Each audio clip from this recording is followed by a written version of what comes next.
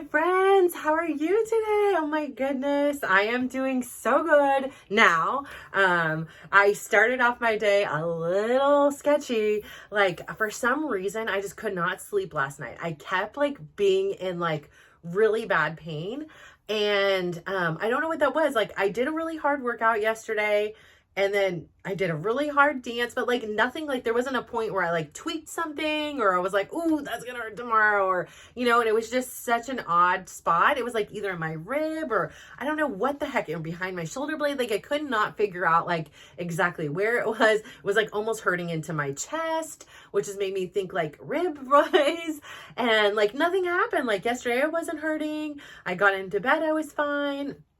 I'm still struggling with just trying to not sleep on this side. So I put all these blankets and pillows so I don't roll over onto this side. And I just kept waking up in pain. And I was like, but I'm not on this side. I was so confused in my half awake, half asleep state that I didn't really realize it was this arm that was irritating me, or shoulder. Something was bugging over here.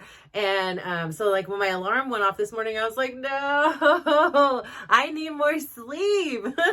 I'm tired. And for half a second, I was like, do I even go to the gym? I am really sleep deprived. I am hurt. I just did this workout 12 hours ago.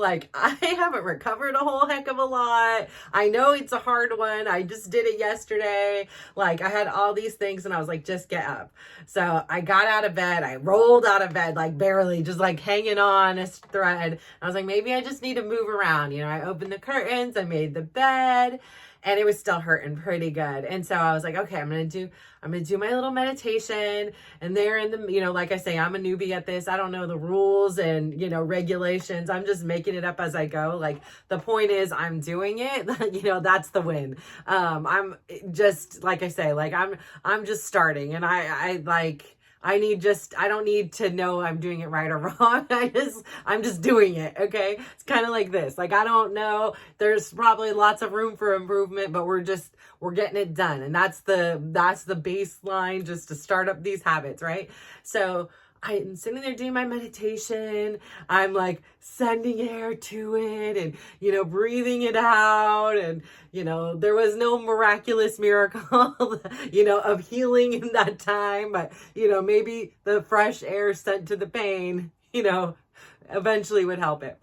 So then I take first I do dry brushing. I'm going to give it extra attention in case there's some lymph buildup or something in there. So just be very nice and gentle to the area. And then I go take my shower and I'm scalding it with hot water, trying to move and loosen it up. And then, okay, it's time to, get the dreaded cold shower in. I was not in the mood for it today. I was like, listen, I'm not in the mood to do it, but I did it. I was like, fine, the whole, before I was like, do I have to? And this was a very authoritative, I don't want to do this. Listen, I'm already in pain. I barely slept.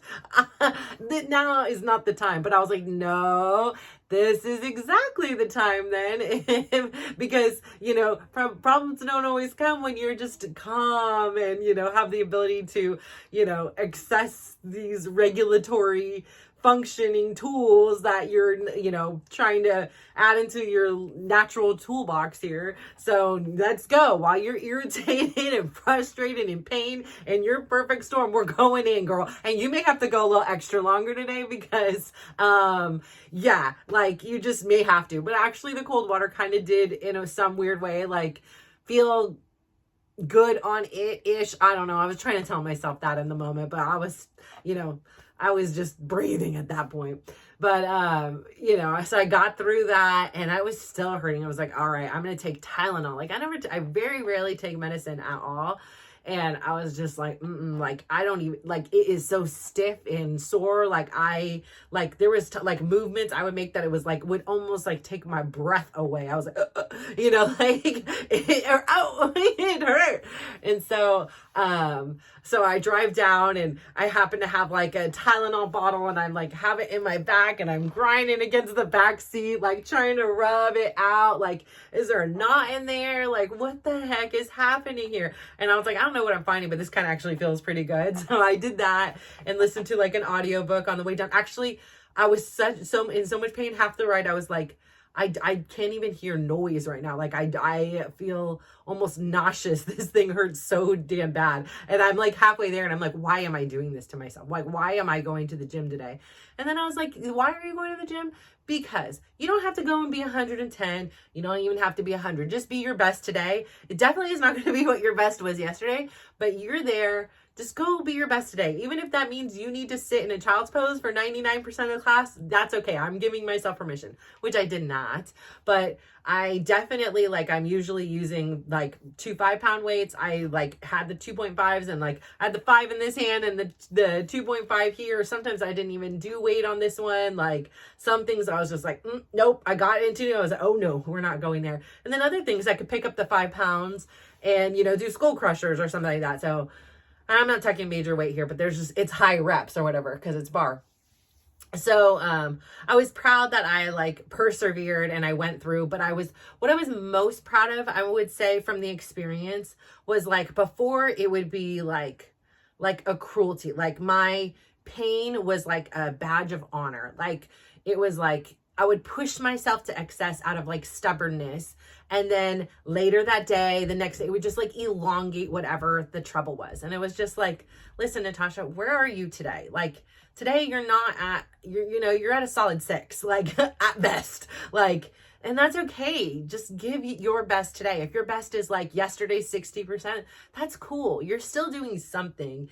And like, you're being very nice to yourself to say like, I can't do this right now. Like I want to, but I'm just not able to, and without causing further damage. So I did the thing, like I had, had this whole like, it sounds like I'm a crazy person, but I had this whole conversation with myself and like was very kind and not like upset about what happened. I was trying to figure out what it was to not have that happen again. And like pinpoint it back to something specific, like, oh, maybe in this particular move or something like that. And even today, when we did the same, bar workout, I was very like cautious and like, let me see if any of these things, now that I'm taking it on a slower or less weight kind of thing, and see if there's anything here. And there was nothing that irritated it, like to where it was like, I mean, yes, picking up certain weights and doing certain things, but like, and those things weren't ever like things I've never done before, things like, so yeah, there was nothing that can pinpoint. All I can say is I probably stepped on it weird, it could be just a combination of things, but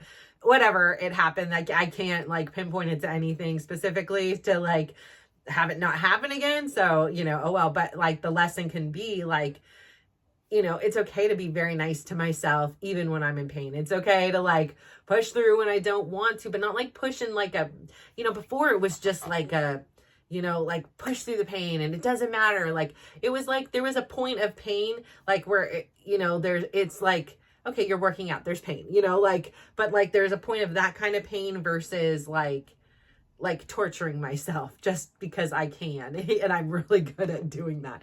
And I didn't feel that need or that urge. And I like didn't feel embarrassed or judged or anything for not going 100%, because guess what? At the end of the day, it's my freaking workout. It's nobody else's in that room's workout. Yeah, of course, my, instructor will encourage me or, correct me if I'm doing something wrong. And that's great. And that's always appreciated. So I knew myself though, and this was where I was actually the most proud. So like when I got there, I was like, it's bar. I'll just kind of go where I usually go. And the class wasn't very full that day. But I knew that I was hurting through that exercise. So I was like, okay, here's what I'm going to do. I cannot stand here in the front. If I stand here in the front, I'm going to hear that music and I'm like a possessed, like dancing demon. And I hear the music and I'm going to go, I will have no self-control. And I can very much see that in my personality. Like when it comes to it, it's just like, it comes on, it's so much fun. I either know the routines or there's a new routine and now I have a new challenge. So like, and everybody's energy, like hooting and hollering and stuff like that. Like it's all so much fun that like, I just get carried away. And so I was like, these 2 ladies that always stand behind me, I was like, it's your lucky day. You guys can have my spot.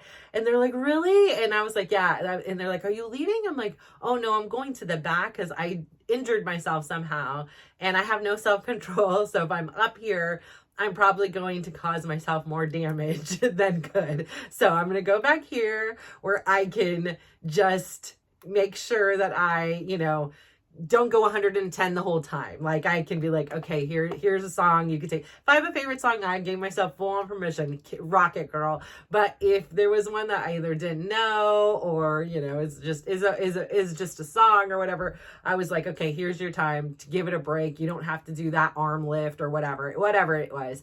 And so, of course, when I was in that class, it wasn't hurting, it was, but it wasn't, it was so not in the forefront.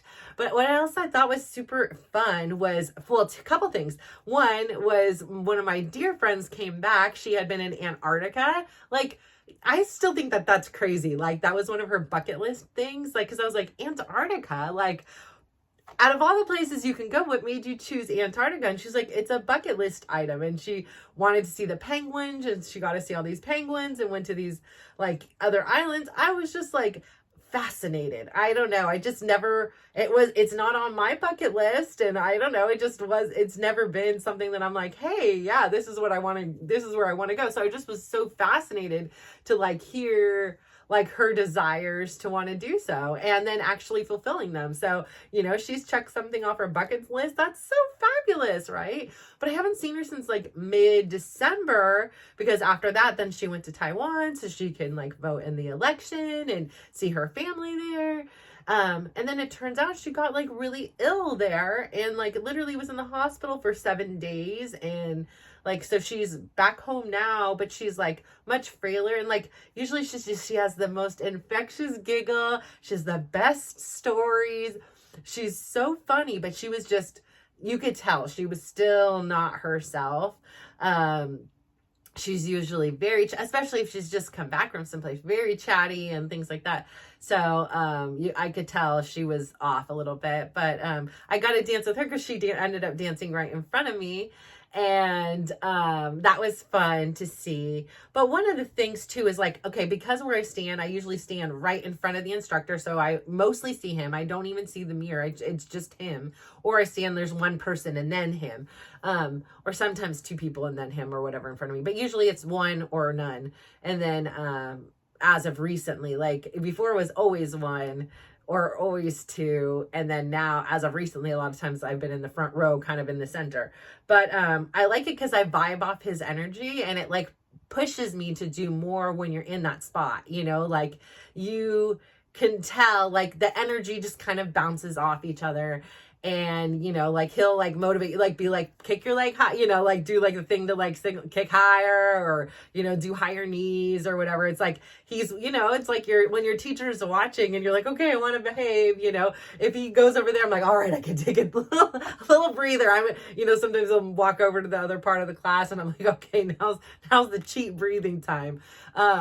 So but like in the back of the class, like there's 6, 7, 8 people in between us, and so there's like I could get away with a lot more of not being 110%. And I mean, he had the majority of my focus, but it was actually very interesting. It was like another thing that was like I was thinking about afterwards, after the class, was like, again, like how you can be in the same room, right? And you just go, because I go where I go because I'm comfortable. I don't have to turn my head this way. I was in a really bad car accident and my spine got messed up. And so like, if I'm off to one side and I have to look this way the whole time, or I have to look this way, it just like hurts my neck. It irritates. It's like, I don't know why. I've gone in other places, but again, like if there's so many people between the instructor and I, like, it's not that I'm lazy or anything like that. It's like, I can't fully see him. So I kind of start getting annoyed. Like, like it just doesn't work for me personally. I don't like looking in the mirrors. I, would be fine if there was no mirror in the class. So I'm not like a person who likes to go in the front row and then watch the mirror and watch him. Like, I like just where I like, I don't know. So like I say, like, but it's really good to get out of our own comfort zones and see the world, which we're going to say right now is my classroom, in like a different perspective, right? So it's like I was back there, and it had been a long time since I'd ever been in the back of one of his classes. And it was taking me back to when I first started his classes, and just like the evolution, and like people were like, where were you? We were looking for, because they're so accustomed to seeing me. I'm like, no, I moved it back. And then it was just so neat because like I got to see all these people that I'm like, I don't know that are in the class, because all I see really is him.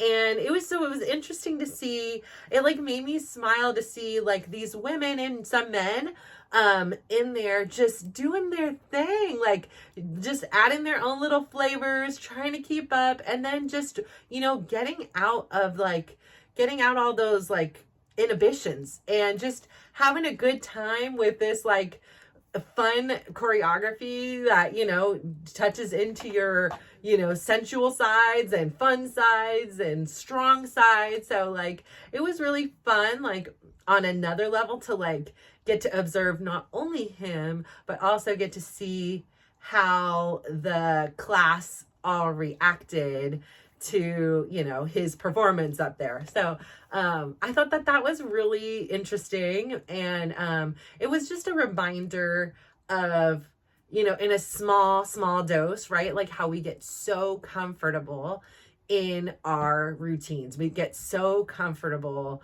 in doing things the way we just do it, doing things in our default. This is where I'm comfortable. This is where I like it. I've tried other things and now I know I like it here. But there is still such a value in mixing it up and seeing, you know, your room, your experience with a different filter, a different thing. And it was like, all I did was step back 10 feet and it was a completely different experience. And it really made me think like so many things in life that can be that way. Like even just like, I know it's like a silly thing, but I'm just trying to challenge myself to get out of that natural tendency to do whatever is in my default systems, right? So like I say, my right hand, if you're left-handed, for you, it may be your left hand versus my right hand or whatever, you know what I mean? But like, so like even when I'm brushing my teeth, I'm like, okay, I use like 3 different toothpastes. So I'm like, okay, I'm going to use this hand for one, this hand for one, this, like just try to be more like ambidextrous, just more flexible and like more conscious of these decisions that I'm making in life, like unconsciously. Like, you know, I pick up the toothbrush with the right hand. I open the drawer with the left. I get the toothpaste. I squirt it. You know, like it's also like robotic almost, like there's little thought in it. And, you know, it only takes like, you know, like when my kids have broken arms or, you know, I've hurt myself or something like that, when you're like hurting and then like you go to the bathroom and you're like, oh my gosh, like how do I button my button? Like, you know, or, you know, there's like these things we don't even think about because we just so naturally do them one way. And so I'm trying to get myself into this habit of like being a little more flexible and a little bit more open-minded. And like I say, just at least being conscious of it and being like, okay, I'm conscious of it. Do I still want to use my right hand? Yes. Or, you know, no. And like to give myself the real choice. And I think that's like a lot of where I am right now is like, I want to feel like my decisions are my choices. Like I want to be like, okay, this is going on. This is how this has always been. You know, how do you feel about that? Like, does this decision and this choice you made still, you know, resonate with you? Is it still something you want to continue to choose? So yeah, it's just, it's so interesting life. It's like, you're just playing this little game of life here. And then it like made me start thinking too. I was like, I wonder, like, I never like thought about like who created the game of life, but I was like, were they like seriously just like, you know, like some family that was like, here are all these choices we have to make, and then like made a board game or something out of it. Like I'm gonna do a little short deep dive on this, and hopefully I don't get too lost on the web or anything for it, but because I'm done. Like after this, I'm already done with my steps. I'm done with everything, and even like I was done, but then I had made, Chris had requested a special dinner. So I cooked the dinner and ate the dinner, but then I felt so full and I already had my steps. And I was like, listen, I'm just going to get a little bit more, like, I need to like run. Like if I don't move, even walk or do something after I eat, like I just start to feel blah. Like I just don't like that feeling anymore. So just getting something like feels like it just helps like move things along. And if I do like eat and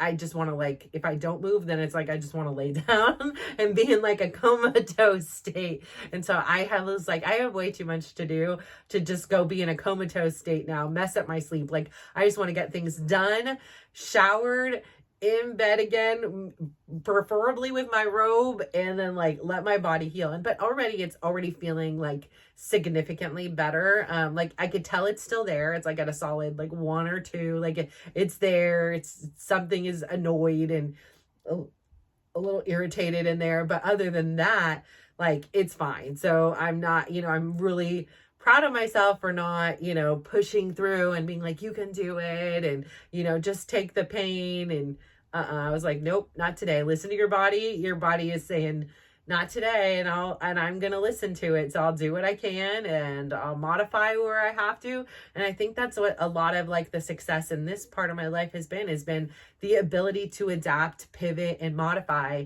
as need be. Like it's not just because it was this way yesterday, it doesn't mean it has to be this way today. Just because I showed up as this Natasha yesterday, it doesn't mean I can show up as that person today. And so, it was really cool because like I said, I'm now seeing all these other people. And my one son was like, do you think everybody that is in that class? Like, would you recognize if a new person came in? I was like, quite honestly, no, because all I do is look at him. So it was this interesting thing. Most of them I could only see from behind, until we turned and did stuff like that. But it was just interesting to see how everybody is at their own level and at their own, having their own experience just in this group setting. And I just love how much like encouragement there is from like everybody. Like we finish a hard one and we're like all like high-fiving and like, fist bumping each other. People are like, woohoo, like it's just a very like supportive, community in there. I know, I'm sure I've heard there's like, little dramas here and there or whatever, mostly about, being included in things and, particular spots and stuff like that. But other than that, like some people be like, oh, this person's too loud or wild or whatever. But I mean, other than that, that's the biggest problem. Just don't stand near them. Like it's a big room. Like if you don't want to hear them next to you, like go to the other side. I don't know. Like I have had like people that I'm like, there was this one lady and I was like, it ruins my experience when I dance next to her. It just ruins my experience. And so if she's there, I will move because I don't want, I've been stubborn and sat through it. And I was like, she just has a smell, and I'm not trying to be judgment or anything, but like, it like literally turns me, and it wasn't just once, it's just something of her. Oh, which is fine, like no judgment whatsoever beyond the fact that like I huff and puff because I'm breathing really hard. And it's like,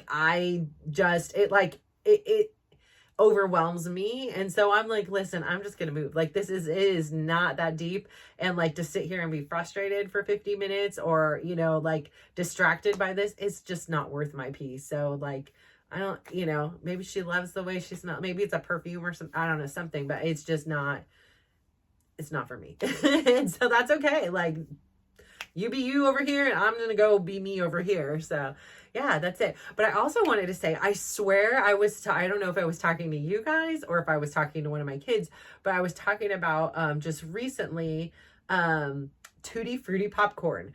And I was like, I have not seen Tutti Frutti popcorn in I damn near probably 20 years. Like I haven't seen it. And so I go into the store, I think it was 2 days ago. No, it was yesterday. Yes, it was yesterday. And I am not kidding you. There was Tutti Frutti popcorn. And I was like, are you serious right now? Like, I have not seen this stuff in years, but I had to buy it because I couldn't remember who it was. But again, I was like, this is straight up that synchronicity at work. Like either it's always been there and my brain just didn't like tuned out that it wasn't there, or like somehow, some way, like, oh, the universe is like, you want Tutti Frutti popcorn? All right, I'll get that for you. I'm on it. Like, I don't know what the heck it is, and it could totally be coincidence, but I really do believe there is some synchronicity at work. And whether it be, like I said, it was always there, but my brain had forgotten about Tutti Frutti, didn't care, whatever about it. I got this. I probably will try a piece or two tomorrow. It is probably going to be so sweet and disgusting. I bet it's going to be so sweet and disgusting. My kids probably won't even like it, but I had to buy this. Because I haven't seen it in years, and it would just like the colors and everything make me like, it's so nostalgic. And yeah, so I was like, I just have to say, like, I swear some things again are just like, I don't know, like like the universe is conspiring with you. Like, it is not conspiring against you. And so like, it's really like important. Like my uncle would say, like, choose your words wisely, because the universe is listening, or what, God, or whoever you want to, whatever you want to call it. So yeah, I was like, oh, that is so interesting. So I don't know, the last time have you guys ever had Tutti Frutti popcorn? Like, I remember I grew up in this city called Foster City, and there was like this popcorn, it was just like a popcorn shop, and it had like different like not barrels, but I don't know what it was, behind a thing, with a scoop and everything, of all different kinds of flavored popcorns. And like Tutti Frutti was like, of course, because I never had any sugar growing up as a kid, so it was like any opportunity to have any kind of sugar, I was like, yes, give me that one. Like, I want sugar. I need it, come to me. And so yeah, I found it. I was like, that is so weird. Like, it was just there. I was like, oh my gosh, I gotta get this. So I'll let you know how it tastes. And I do have some other exciting news, but I'm gonna wait on it. I also was like, because I love Sparkle, that I would find this, and I did. And I'm again like looking at it, and I'm like, okay, this is serious. This is hoarding. This is where we go into one of those things that I have to ask myself, okay, if I was to pass away tomorrow, what the heck are my kids going to do with this? Like, this is I literally placed every one of these crystals, and it's kind of like Jack looking, I don't know if it's like dirty, like I don't know what it is, but like, this was an old, I think my first Apple phone, and I hand placed this for hours. So like, I could probably do a water bottle, but I have so much better things to do with my life. And like my Virgoism, like, I don't know if you can tell over here, like, and it was just like the way that case was angled, like it looks, because it was then used and stuff like that. And like, I think like the heat would like melt some things, but it was like totally Virgo perfectionized. Like, it was perfect. And like the case wasn't even smooth. Like, it has its own like texture and like different, like, it's not just like a complete flat surface. It is up and down. And the Swarovski crystals, I probably spent so much money at Michael's getting these crystals, and these crystals actually have been so fun. I bought so many of them that I had extras. And my daughter has a varsity jacket, like a Letterman jacket, and she really wanted it like with like bling on it, but nobody would do it. And so I sat there and hand did her jacket with the bling like all around her name. She had a prom dress. So, like, bless all the parents of daughters out there. Like, that's all I can say. When I went to prom, my dad was like, here's $50 for your dress, and I want change back. My dress, of course, was over $50. Then I had to get the shoes dyed, and the purse dyed, and the nails done, and the hair done, and my makeup done. But I was such a people pleaser, and I didn't want my dad to be like, what are you spending? And that I gave him change, even though it cost more than the $50. Like, I should have been like, hey, Dad, it's more like $450 or $350, all, plus the cost of the tickets and everything. And I went to an all-girl high school, so you have to like buy your tickets. You have, you have to ask the guy, like, but yeah. So I ended up giving him like change back, because I didn't want to look like I was like not a good shot, like was so more worried about everybody else in this situation than myself. But I end up, so she wants this prom dress. We go to all these prom stores, and I'm talking, we are pulling out gowns. And again, I am the person who spent $72 on your wedding dress. So I'm like, listen, we don't need to be, this is a prom. This is not your wedding day here, looking at $1,000 dresses. And so she finds this dress, and it is a beauty. I mean, I'm talking princess beautiful. The cut is fabulous on her. It is so beautiful that every other dress that we tried looked like garbage. It just looked so you could not get you, so you don't try the dresses you can't afford. Like, we don't go test drive a Lamborghini. We, because when we're gonna go get in the Honda, it's not gonna drive the same. Like, if you're going to the jewelry store, we're not gonna put on the 3 or 4 carat diamond, no, and then go home with a 1/4 carat. It's just not gonna feel the same, right? Like, you have some kind of, like, I don't know what it is, like realism or whatever. But, we were carried away in a lot of these prom dresses. I don't know if this is how they get you. Like, they don't even have the price tags on them. So we're in these boutiques and it's just dress after dress. And I forgot the name, her first name, Hill. It's something Hill. And I want to say she's like one of the daughters of somebody from Duck Dynasty or something like that. So Sherry Hill, I believe, Sherry Hill, I think it was the creator of this prom dress. And it was a stunner. Oh my gosh.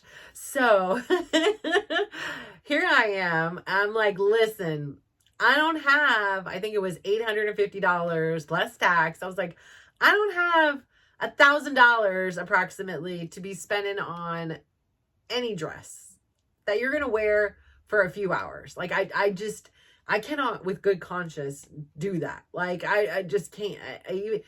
I can't. And even if I had them, I just couldn't. And I didn't even have the money to do that. Like, I just couldn't. And she was devastated.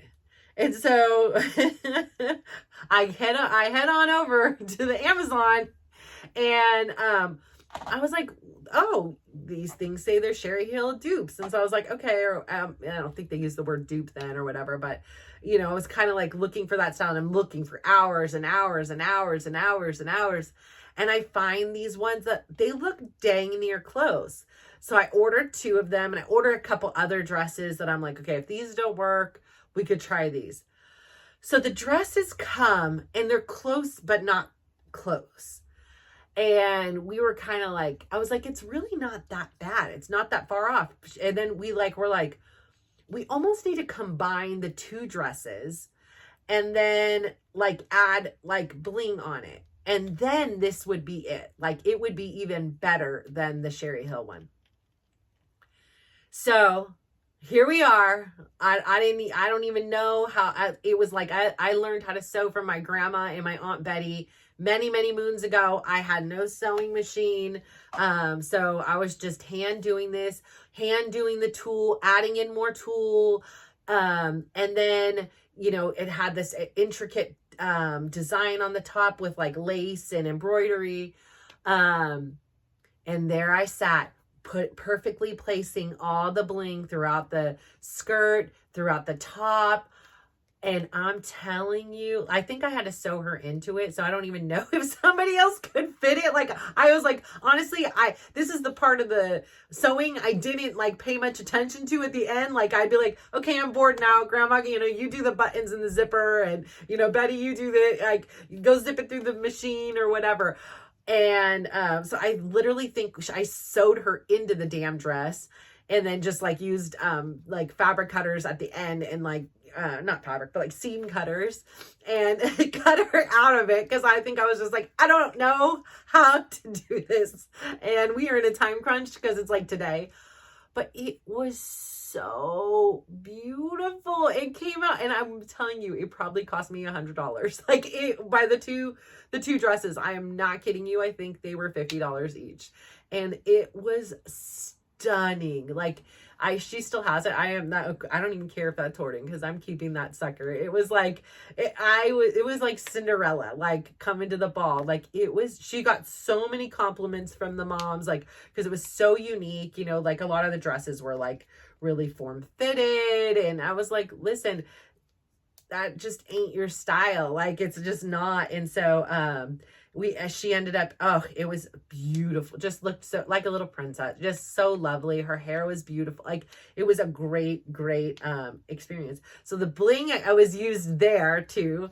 And then, a few years prior to that, my lovely little sister, she was like a cheerleader all throughout high school and middle school, and then she wanted to be an NFL cheerleader. So she went through a couple times and tried, and like we were like huge support for her. Like I would help pay for these clinics so she could go to, and like just everything. And we sat there blinging her costume that she would wear for the tryout that she made. So she was a 49er Gold Rush girl, which is great because here we are for the Super Bowl this weekend.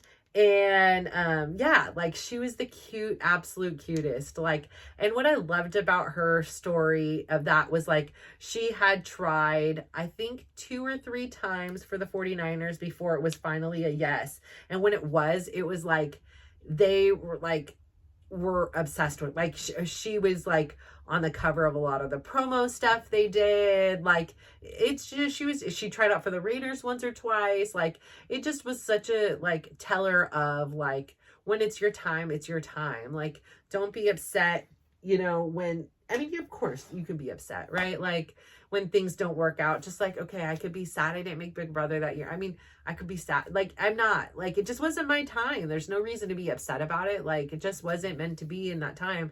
And when it is, it's going to be the right time. So, I think that was really cool that she like persevered through so much to accomplish this goal. And then when she did it, actually, and this was the other part I was so proud of her as well. She got a lot of like pushback from it. So she started and she was doing it, and it was just really the inequality of it. Like I think that they made like $50 a day, like for cheering, and you're covering your own makeup, all your stuff, like your hair products, your own gas. And yeah, they had a couple like functions and stuff like that. You would get invited to this golf thing, or you would get invited to this like women's conference, and then you would have like a certain attire you should wear. And sometimes it was like you'd be in the like these things, and they would want to use you for photos and stuff like that. And you got paid pretty well at those kind of like outside events. But for the actual like cheerleading and stuff like that, like they would do, like it was, I think, $50 a day, and I'm not even exaggerating for that. Like I'm pretty positive that's what she got. And not that was like why she was in it. She wasn't in it for the money per se, but for whatever reason, she just, once she got into it, like she just didn't like it wasn't what she wanted it so bad for so long. And when she got it, she was like, I just don't want it. And so, again, I'm one of those people that is like, if you start something and you commit to a team, you finish it. But we're different people, right? So she didn't like it. She didn't want to continue doing it, and she quit. And, a lot of people were like dumbfounded by it. Like, why would you quit and things like that. And I totally was like, you know what? At the end of the day, you have to do what you have to do to make yourself happy. Like, I'm not the one who's going out there and doing it. I don't know your story for more than that I see or hear. You only know what's going on in your head, and if you're capable of doing this or not, or if your heart is in it or not. And if it's not, then yeah, be honest with yourself, and then be honest with the people around you. So I, as a person who was like a people pleaser and you can't quit anything, like like I was so intrigued by it. Again, like I'm always like, oh, like that's an option. Like it's like, it's almost like I didn't even know that you could do that. Like that was like something you see in movies. You're not allowed to just quit because you're not liking something, like it just, again, like I say, it's my default setting is to just push through, persevere. Like it's going to work out. Like it's going to be okay. Like, or even if it's not, you're just going to have to learn how to be okay with it. So I was really in awe of her, for making that decision, because I know it must not have been easy. And I can only imagine, if I'm fulfilling my dreams and then all of a sudden I am living in them and I'm like, well, actually, I don't like this. And it was like, you put so much energy and time, and you have your families all involved and committed with you. And then, you know, so I'm sure that there were a lot of people that like questioned her decision, but I like totally support her in how whatever she's got to do to make her happy. It's her life, you know, at the end of the day, and she had the experience, and that's pretty cool. So I'm super proud of her.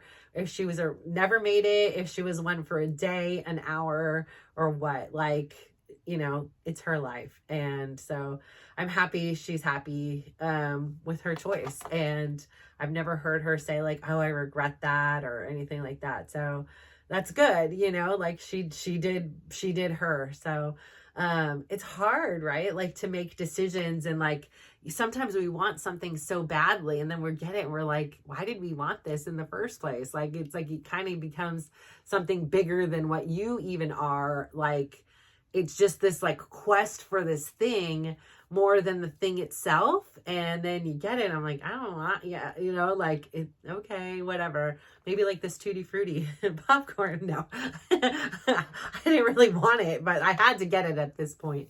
But yeah, so I think that like life is pretty challenging in some ways, that, you know, in some ways we never get the things we want, and then sometimes we get the things we want and we don't want them anymore. And then what do we do? Like I say, like I think so many parts of my life, I remember actually one time there was a situation where my youngest son Tyler and my son Dylan were having a conversation, and Dylan was like, hey, I have to go to soccer practice, but I need this thing done on this video game for this. Can you finish it for me? And Tyler said no. And Dylan was like, no, I have to go, but if I don't do this, I'm not going to get the reward, and da-da-da-da-da. And he's like, no. And I sat there and I was like, I was literally confused. So Dylan leaves, and I'm like, Tyler, come on. Like your brother's asking you. Like I would go do it, but I don't even know what the heck he's talking about in the first place. So I can't. But like he's asking you, your brother's asking you to do it.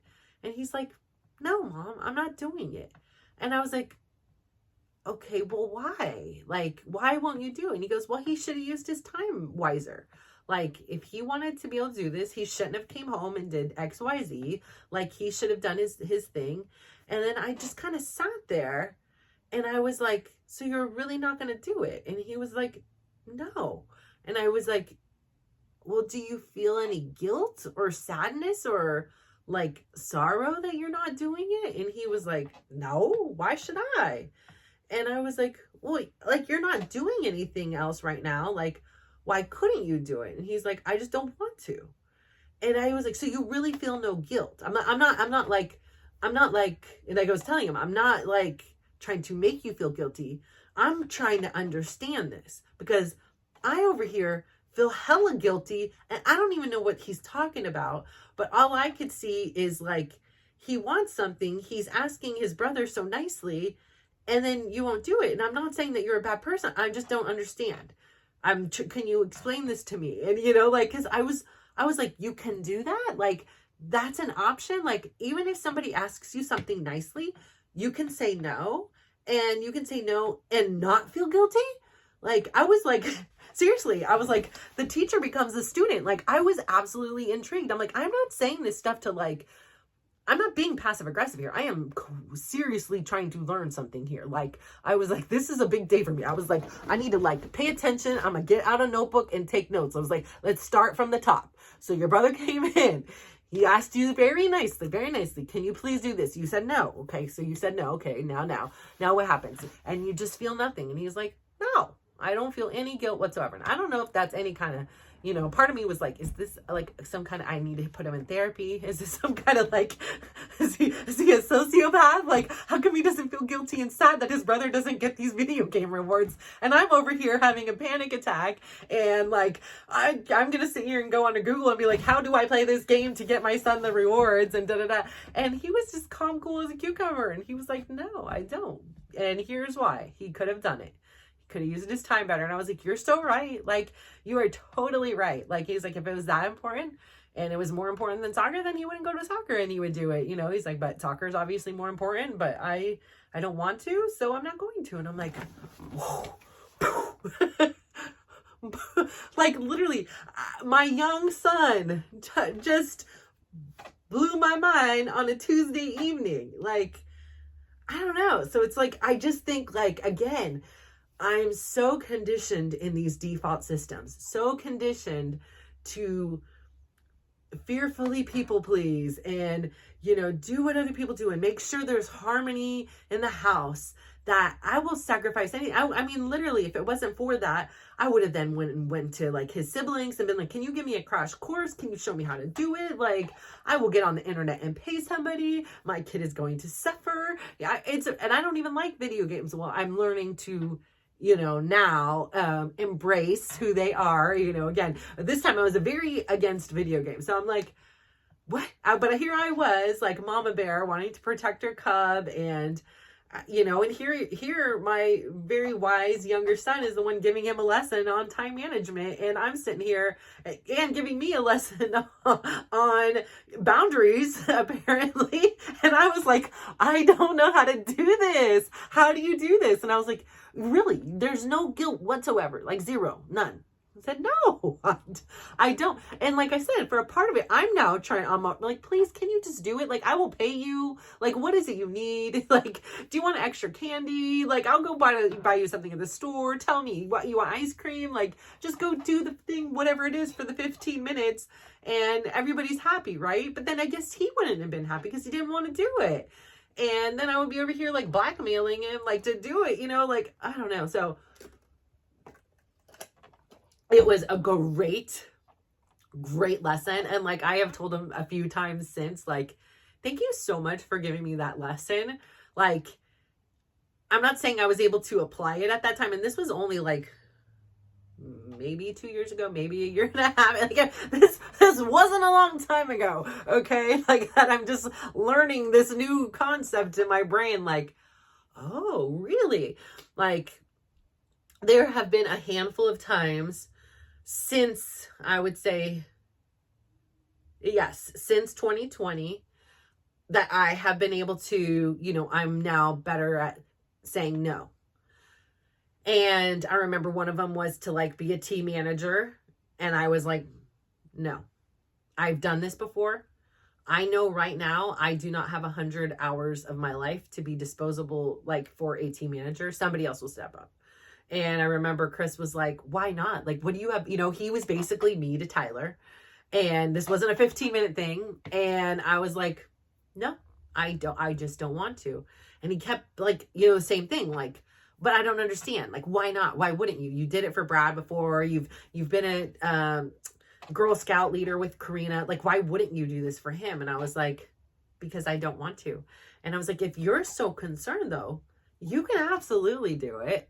And he like kind of like took it back, and he took the challenge, and then he became the team manager. And I was like, great on you. I don't have any desire to do this. And if I take this on, I will be very resentful. I will be very drained. I will be very unhappy. It just doesn't work for me. And I get that you're pressuring me, and other people are too, because they know I could do a really good job at this, because I have. Anything I commit to, I'm going to go 110. But no. And I had no guilt about it. But it was like, I think because I think this was not like COVID. So I think that this was sometime around that experience with Tyler that I was like, had this awakening, and I was like, yay, I could do it too. I felt like such a big kid. Like, hey, I learned a new trait, guys. I want to practice it now. Ask me something, somebody. And I'm just going to say no. And I'm not going to feel guilty about it. But I'll tell you this, like, if my kids ask me something and I say no, like, you know, it doesn't, I'm talking like, some things I could say no, right? Like, do I have to go to school? Can I stay home from school today? No. You know, well, my kids, I don't know. But, you know, certain things, it's a no. But like, and my daughter is one that will like hammer into me. Like, she's getting a little bit better, but like, she knows all the right keywords to use. And thankfully, I don't know, I haven't had this confrontation since I've been showering in the cold water. So, you know, I'm a little more regulated now. And, but she, like, it is quick that like, it's like but you're the mom, and just using all those trigger things, like, this is your job. Like, they came down about something, and I was like, about the food, when I had cooked on, I think it was Monday, and like I said, it was like hours that I was in there, and I was like, I just don't enjoy this anymore. And my daughter's like, well, this is what you signed up for when you had kids. And I was like, no, I did not sign up to be a personal chef. Like, and then, Dylan's like, yeah, that is what you signed up to be, is like, you signed up to do all these things. I'm like, no, I signed up to be a mom, and my job is to teach you guys and, provide you shelter and food, but they don't have to be gourmet home cooked meals 5-7 days a week. No, I was like, for example, here, Karina's boyfriend's family, they don't cook. Go look in their refrigerator. There is no food in there. They eat out all the time. And when they do cook, it is her boyfriend that's cooking. So no, this is a luxury. You guys enjoy your, your personal chef service here, but this isn't what I signed up for, no, that's not if you think that that's the definition of parenting, oh my word, like, are you serious right now? So yeah, I was like, no. But even, it's funny too, like, just how, like, today my son was telling me in the car when I picked him up from school, he was talking about how there was a substitute teacher, and the substitute teacher was saying you had to, like, usually they check in for, like, attendance on they do code something in kids these days, right? It used to be like Bueller and raising your hand. And now these kids are like coding and stuff. I don't get it. Whatever. Technology. It's cool. Whatever. But I guess she was doing it old school, and you had to like walk up to her desk and let her know.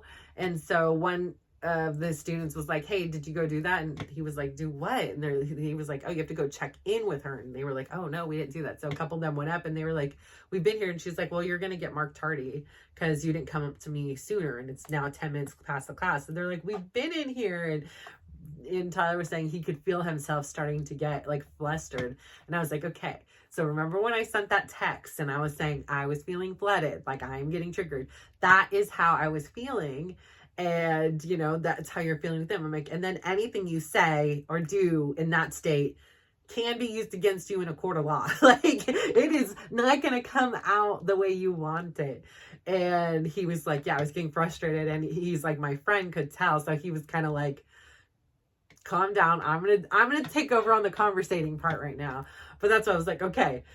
My suggestion here is getting those daily doses of dysregulation. I was like, that's why I can now, react to you calmly. Like, and he was like, like his like, validated to me that he does see a change. And I was like, this is the only thing I can relate it to, because I've been educating myself on the proper ways. I've been in therapy. I've done all these things. And for whatever reason, this personal torture is what is like the guiding force right now. And I just hope it remains, but like, it's so stinking helpful. Like I say, like, even with the pain, like the physical pain I'm in, it's the same thing. Like you're dysregulated, like pain, like emotional, physical, mental, spiritual, like wherever your pain is from, it needs to be regulated. Like, it wanted to rule me and be like, stay in bed,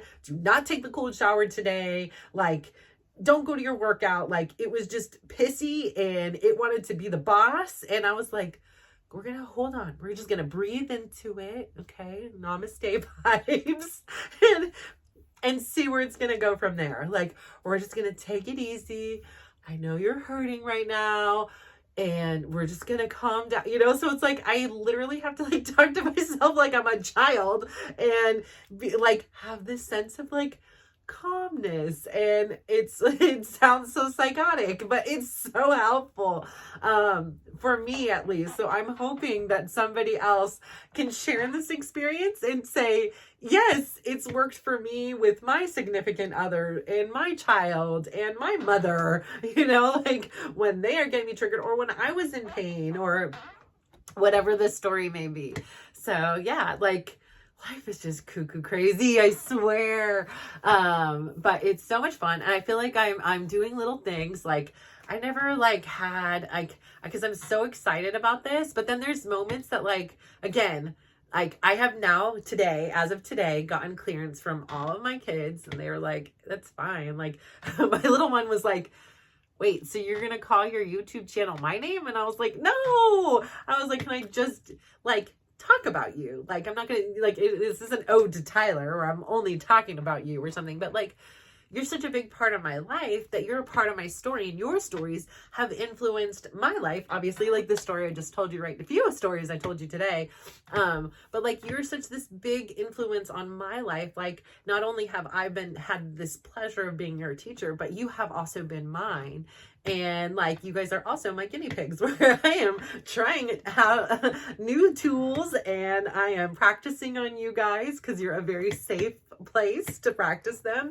And then I can use them into the rest of the life and world. So, yeah, like it's just super exciting. So, but I get like, even there's a part of me who's like, come so far with like my confidence and my like choosing of what I want to do and following through with what I want to do. But there's sometimes inside that like I'll hear certain things and like that little bit of fear. So it's like I said, I wanted to clear it with them, like, because, well, especially the youngest one, because he's in high school and kids are cruel sometimes. And I'm like, you know, I don't know where this will go, but all I do know is like, if I'm going to take your privacy and make it very public, I want you to have that choice to say, no, thank you. Like you have that opt in or opt out. And even if it's a yes today and then tomorrow not, I mean, I can't take off what's already on, but I can, you know, not in the forward, you know, that's all I can do, and respect that choice. But, it's really, difficult, but there's like parts of me that has fears and I'm like, whoa, all of a sudden I'm like, wait, hold on there. Like you are a very kind and generous and like, it's like, I don't live in a world where there's a lot of negativity. And so like to consciously choose to like put myself out there for that is kind of intimidating. But then again, I'm like, I'm so strong in who I am, or so I believe to be, that like, there's a, you know, that little piece of me that's like scared almost, you know, but then I'm like, don't be scared. Like, it's going to be okay. Like, this is all what you were meant to do for whatever duration it ends up being and wherever direction this ends up going. Like, this is part of your journey and your process and something that feels so right. Like, it can't be wrong. So I'm really excited, but there's just this tiny, you know, just to be real and honest with you guys, like there is a tiny part of me that like suddenly this week has felt like a little bit fearful and scared and worried, and it's not enough to like stop me in my tracks or anything, because here I am, obviously, but it does, like, it's just a little intimidating. And I think, you know, a lot of us, when we don't, it's like the unknown, and we fear it, and sometimes not everybody is as kind as we'd like them to be. Sometimes I'm not even as kind as I want to be. So, you know, like we're all just humans and, you know, trying to have this experience here. And I think that, you know, the power of the internet is amazing, and it's a great way of unifying. Like, I love that my kid is playing, like, he's like, oh, my friend that moved here from Africa that's living in, I think he said Tennessee now. I'm like, whoa, what a change from Africa to like Tennessee. But like, that he has a friend from Africa that's living in Tennessee, and he's like, yeah, we're playing friendlies. And, you know, that his, you know, world that was dominated by his locale, right? It was, you know, people at the very least within California that he would play soccer against, like, and playing with people within his city and things like that. And now he has this whole global perspective. And I think it's just so interesting that you have this opportunity to unite with people on this broader sense. And that's what I think is really cool and really educational. I mean, you can learn. So like, if I was, I'm always asking, like, okay, now why are they here? And all this. He's like, Mom, I don't talk like that. Okay. Like, I'm not a girl. I'm like, well, it's not just a girl thing. Like, let's get that out of the way. Like, some men are very inquisitive too. And he's like, I don't know, Mom. I don't know a lot of, 18-year-old boys that are like that. He's like, I'm sure they're out there, but they're not around me. I don't know. Like, nobody's asking me these questions. I'm not asking them. And I'm not saying when I was 18, I would have had even the confidence or the thought to ask these kind of things. Because again, at 18, there was still a huge part of me that was very shy. And so I was still more of an observer than a contributor to anything. So, I think my real shyness started coming out as I had to become a confident mom. I had no choice. It was, again, like one of those things. It was like sink or swim. Your kids need you to advocate for them. Like, there's no time to be quiet and shy in the corner. Like, get your wallflower stuff off. It could be there later on, but right now you need to get it together, push away your shyness, and become an extrovert. And I was able to do it, and I actually love it. I think there's parts, like I've done those quizzes, like with my friend, I was telling you about, the one I went to the Korean barbecue with. She would do these quizzes, and it was like, I was like an extrovert introvert or something like that. So it was like, I like to go out and have fun, but then I also need to like come back in and rewind and, have my alone time to like reprocess or something like that. So I think all that stuff is fascinating. So yeah, but anyways, so it has now been an hour and I've babbled on again. So I'm going to leave you at that. And hopefully that you guys can start recognizing, all the little ways that you do things in default ways. Like, where is there some place that you can comfortably get out of your routine, even if it's a small thing. Like, even if it's like you always park on the right side of the driveway, like park on the left side. Like, if you always eat with your right hand, use the fork, use the left hand, like brush your teeth. Like, it can be really small, but it's so eye-opening to see how dependent we are on our default systems. Like, brush your hair with the other hand. Like, just do something little and play with yourself. And like to figure out, like, whoa, like, I don't, like, there is another way. And this whole, like, other subconscious being is like dominating your life, doing things. And those are just small physical things. But then think about how many, like, mental and emotional and thought likewise that, like, your subconscious is kind of ruling you in these default ways. So, like, if you start to recognize these things, that's like the first step, right? Like, kind of like, the AA things, like, your first problem is like to know there's a problem. You got to recognize it, and then you can delve into it further. So just kind of like notice, like, do I always drink my water with this hand? Like, and try to see, like, can you shift things? And then like try it, and you're like, oh, this feels different, or oh, when I park here, this is different. My car is warmer, or it's, get some more bird poo from the tree, or whatever it is. Like, kind of just be aware of like what happens. You go work out. Don't go to your same usual spot. Go to the back of the class. Go to the side of the class. Go, to the front of the class. Like, try mix it up. Like, like if you always eat out, make something at home. If you always eat at home, go out and eat. Like, try something different, very little, like if you always go to Starbucks, order a different drink, like, it's a sure thing, right? So you just get the same thing, your same deli sandwich, your same lunch order, whatever. Like, try to mix something up and just like see, like, okay, you tried it. You could always go back to your regular order. Oh, I didn't like it, or maybe I really like this. I'm now curious to either have this again or even try something different and see how that affects you. And I think that will help you in making any small changes in your life to know, like, it's okay. You can make different choices. And just because for so many years before you've always chose the, caramel macchiato, that now you can have the vanilla latte instead, or whatever it's called. So, I think that that's part of what makes life great. And we don't have to be the same person we were yesterday. We just have to be our best today. And even if we do stuff within the day and we were like, that was absolutely not best material, because there's moments all of us freak out. And so we're trying to minimize them. Get in your cold shower. And if you're not in the shower, when you start like going haywire in there, you're like, wait a minute. Okay. take a breath. I'm just in the shower. I'm going to be okay. Like, I don't need to respond by screaming and yelling in the shower, you know, like I want to. I don't have to, you know, hold my breath anymore. I can just, okay, breathe through it. It's gonna be okay. It's, you know, the shock is gonna go away. Like, everything is gonna be good. Like, we're just gonna breathe. And, you know, I don't need to even talk to myself. Sometimes it's like, listen, we know it's unspoken right now. We're in survival mode.